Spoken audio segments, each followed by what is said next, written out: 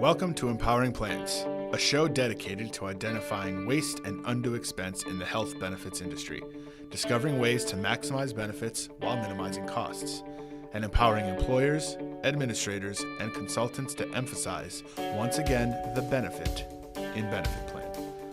Today's episode is brought to you by the Phia Group, empowering plans since 1999.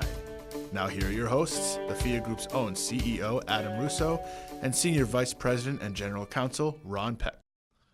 Hello, everybody. Welcome to another episode of Empowering Plans with the Phia Group. I am your co-host, Adam Russo, co-founder and CEO of this great company. With me, not as always, I almost got everybody on this call. It is not Ron Peck. Our beloved Ron is on a much-needed vacation, although I don't know how much of vacation he's getting. I heard that his son is a little sick, but I think he's actually trying to come back to the office. But we hope that you all still stay tuned. Even though Ron's not here, we feel we got a pretty good replacement for Ron today. His name is Brady Bizarro. Say hello, Brady. Hello, Brady. So, Brady, instead of just today you being a guest host, you're actually going to be on the mic with me. You're at the top two mic. You're not on the junior varsity microphone. You're on the varsity microphone. Moving up. You're moving up. This is a big stage. I see that you're shaking. I see that you're trembling. He looks like he's going to puke any minute, but we're excited to have you here. So, what are we going to talk about today? Well, we have a special guest to take over for Brady and another great person here at the Phia Group, one of our best employees. He's our sales executive, Garrick Hunt. Say hello, Garrick. How's it going, guys? So, today's episode, what we're going to talk about is pretty easy. Stop the bleeding. How do we end the madness? As representatives of self-funded employers across the country, hundreds of thousands of them, millions of lives across the country, what we know is this. So even though Brady's not going to have a major DC update today because not much is going on, what we do know is claims don't stop. Just because they stop negotiating Obamacare, just because Trump care might be dying, just because DC doesn't have options or any potential solutions going forward, that doesn't mean claims don't stop coming in. That doesn't mean people still don't go to the hospital. People do. They're getting bills. There are more bills over $1 million now than ever before. That is the reality. So all of our clients here at Phia, frankly, everyone that's listening, you have pain points. You're bleeding, and you know that you can't turn to your congressman or congresswoman to help you. So what can you do? That's what we're going to focus on today. Right now, I'm writing an article for a magazine that's going to be coming out in the next few months, and I just can't stop writing. I'm literally at a point where I know that I'm over 20,000 words, and I'm nowhere near the end. I'm going to have to edit it. I'm probably going to need Ron to come and just edit this thing for me. But there's so much rage. There's so much outrage. There's so much just bad information and bad advice out there. And what I'm trying to do is just help employers and their employees who ultimately are at risk for having to pay higher premiums next year. These large claims keep coming in. DC is doing nothing about it. So what are we going to do? We're hoping that in today's podcast, we can give you some insight, some solutions in regards to what you can do related to these high-cost claims and other areas where you're just hurting not only the employees themselves, but the self-funded employee benefit plans. Brady? Thanks, Adam. So I do want to give a quick update in D.C. Not much has happened, but I want to let our listeners know that much of what's going on now behind the scenes involves trying to stabilize the individual insurance markets. You've got two senators, one Republican, one Democrat, coming together recognizing that, hey, we've got to find out if the government's going to keep extending subsidies, whether or not insurers are going to be participating in the market or not. So we don't expect many reforms to happen anytime soon that are going to affect the employer-sponsored market, but we will, of course, be monitoring that.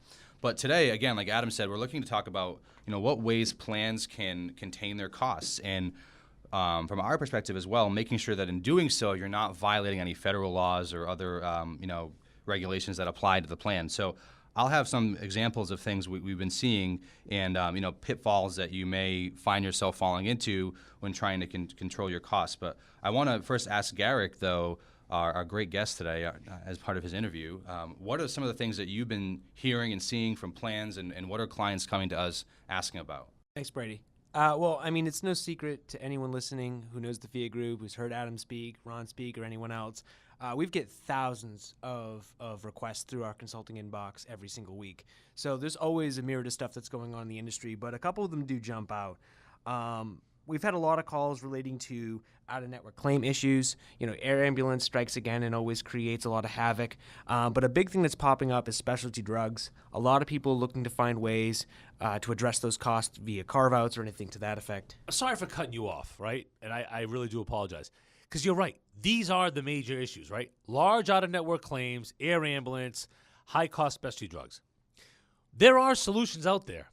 But people have to realize that if you want to be willing to take that step and be a disruptor and make that change and actually be able to fight back on these claims, you have to be willing to just not deal with the status quo.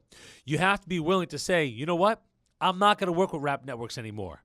Even though if I'm an administrator, I could say, yeah, but I like wrap networks because they're easy. I like wrap networks because I get a admin fee of 5% on the savings or the so-called savings. Specialty drugs, I can negotiate specialty drugs, but you have to be willing to actually read your PBM contracts. So a lot of the issues that we see, it's almost like that battered husband or battered wife who they keep getting hit and just keep staying in the marriage instead of filing for a divorce or getting legally separated. Many of these issues, there's a way to stop them, but the plans and the administrators need to be able to step up to the plate and actually do something about it. Let me address one of these issues Garrick brought up, which is air ambulance. We've been getting tons of questions about, from plans saying, how can we improve our air ambulance language? We're getting killed on these claims. What's the best way to go about it? And so, we've looked at hundreds of plan docs in, the past few months and identified some weaknesses with language, frankly, and we see a lot of plans that are not differentiating between ground ambulance and air ambulance. That's one thing. But the theme here in your air ambulance language and your plans is you want to try to limit the provider's discretion as much as you can, right? If you're saying things like, we're going to pay claims to the nearest hospital that's equipped to provide necessary treatment. Well, if you have a full stop there and you're not really further explaining, are there any other limitations you can impose, you're really giving the provider a lot more discretion in terms of what they think the nearest facility is. Are they going to skip over 3 different cities to go further away or what? Put air ambulance aside. I just looked at, just for fun, because I have nothing else to do, right? I took a look at our top 10 clients that we have from a volume standpoint. Clients that we are dealing with every day, whether it's subrogation, recovery, whatever it might be. 8 of the 10 have language for out-of-network claims or usual and customary language or reasonableness language that we would never allow to be on our own self-funded plan because it basically says and allows the facility to charge whatever they want. These are our own clients. And why do I bring that up? Because it's a lot of work to have to amend every one of these plans, to file an amendment, to restate the plan. It takes a lot of work. Yet they call up and they'll say to us, we have $1 million claim, help. If they had just changed that one provision, we could save a client $700,000-$800,000 on a claim, but for the fact that they have bad language in there, now you're paying so much more money than you would have normally. Right. I think it really goes back to 2 key things in the industry: complacency and the fact that change takes work.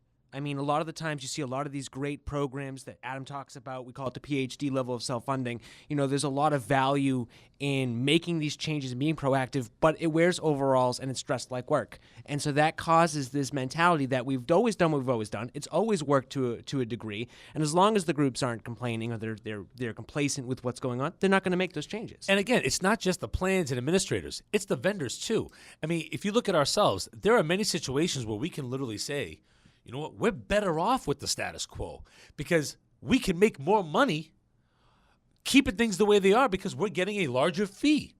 The higher the bills and the better we can negotiate the bill, the more money we can make. So is it a short-term play or a long-term play? If I was a public company, I can see where the shareholders and investors are telling me, hey, I got to show results every 3 months. Luckily for us, Phia is privately owned, so we don't have to have a short-term view. But it's really simple and easy to see where there's a lot of pressure from investors. We want to see results over the next 3 months. Changing the way things are done in the future is not going to make those short-term investors happy. No question. Now, but here's where I do see a possibility, where I do see let's say a light shining through the clouds. I know that I'm going to look at Brady, and Brady's going to look at me going, thinking this kid's crazy. One of the best things that I see happening right now is that stop-loss carriers are getting killed. Now, what do I mean by that? Stop-loss carriers are paying more in claims than they ever imagined. Every single carrier that I'm talking to is having a bad year, or at least a worse year than they did last year, or not as good of a year as they did last year, the year before. Why? Claims keep coming in. Larger and larger claims. And they're seeing more and more plans and administrators pay those claims at higher percentages. They're the ones who are now beginning to push back. As more MGUs and more stop-loss carriers enter the market, there is a lot more competition for that almighty dollar, all that almighty plan member dollar, premium money coming in. A lot more competition for it. So what are we seeing? More denials. We're seeing more cutbacks. We're seeing more gaps. We're seeing more exclusion issues based on eligibility. All things that I want you to talk about, Brady. But at the end of the day, as long as these stop-loss carriers now start pushing back to the employers and administrators saying, hey, you got to start looking at these bills. Here's the reality. Where's the money? When you're paying $1 million claim, that self-funded plan's not paying $1 million. That TPA is not paying $1 million. That administrator's maybe paying $100,000. The stop-loss carrier is writing a check for $900,000. So they're the ones who have the money. They are now starting to step up and say, you know what? We want part of this game. We want to start negotiating. We're going to start being firm with our claim dollars. And all the more reason why plans need to be very creative and innovative and stay on top of this. I mean, Garrick said that complacency is a big problem in our industry, and absolutely true. And keep in mind that, if we're being complacent as an industry on our end, think about providers. They're not being complacent. They know the tactics that plans use, right? They want to get paid more and more money every year. So it's important for plans to be always looking at their language, addressing gaps, addressing issues, making sure that they have the best cost containment language in place. I want to describe one situation that many employers find themselves in, and just make a note of an issue we've seen lately, especially in the past month or so, where you're an employer that has an aging workforce, right? They need more and more medical care, more and more expensive care. So we get the question all the time, how can I, as a plan, best encourage people to drop my plan and instead join Medicare, right? What do we recommend? What does Phia recommend to steer people off of their health plans onto Medicare? Now, that may sound like an attractive option, but recognize in that case, in that example, you will be violating discrimination laws. You'll be violating the Medicare Secondary Payer Act if you simply try to say to people, hey, we'll offer you cash instead of benefits if you drop the plan and sign up for Medicare. Or if you start imposing limitations on the level of care you're giving to those people who are otherwise eligible. So that said, are there things that plans can do to encourage people to change if they're eligible for Medicare, to sign up for Medicare and drop the plan?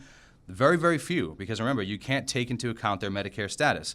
But what you can do, and what we've seen some plans try, is you can make sure that if a member does sign up for Medicare, that their dependents remain eligible on the plan. That's one example. But know that in that area, you want to be very, very careful. When it comes to gaps, we see this issue more and more in handbook gaps and stop-loss gaps.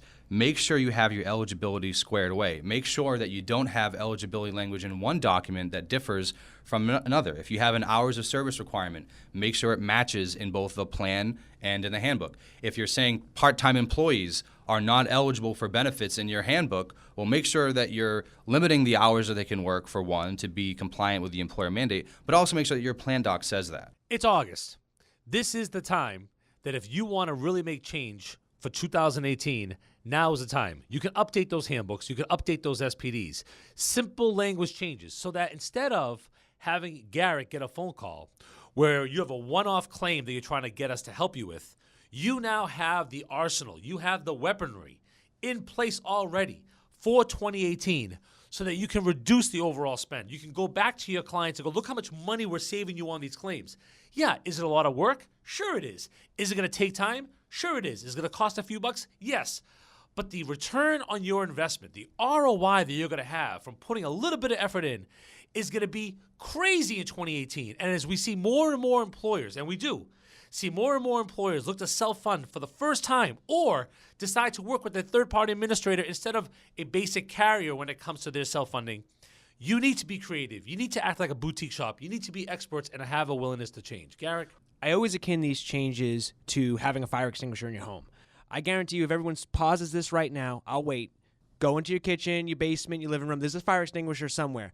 Have you ever used it? Most people haven't, but you always have it. You always refill it. You always check it. Why? Because when the fire does happen, you're glad you did. This is a same mentality. It seems like a lot of work to do stuff like this. It seems like it's going to be a disruption to your groups, to your day-to-day operation, but it's worth the value. And the problem is we see it a lot even in the specialty drugs, especially like, ESRD or dialysis carve-outs that have been getting more and more popular. People come in with this concept that they're doing it once they've discovered an issue as opposed to doing it before an issue is present. Right, And reactive, the problem is amendments can be discriminatory. There's a lot of Medicare rules that you have to follow as far as what, who's eligible for Medicare, what you can do to incentivize employees to enroll.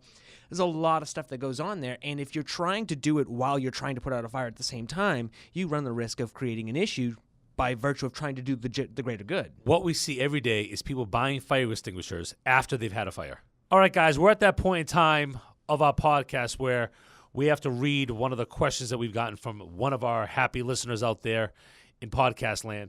So here's the question that we got. The first question that we got is from a broker, it looks like in Louisiana. So hello down there in Louisiana to all the folks that are listening in.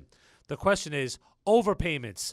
We're seeing a lot of duplicate payments, overpayments, double billing, fraudulent claims, etc. What can we do about it? Again, folks, this is pretty easy. There are many, many facilities that obviously charge too much. However, whether they're allowed to charge too much versus they're charging more than they should based on even in the wording of a plan or a network contract, there's a big distinction there.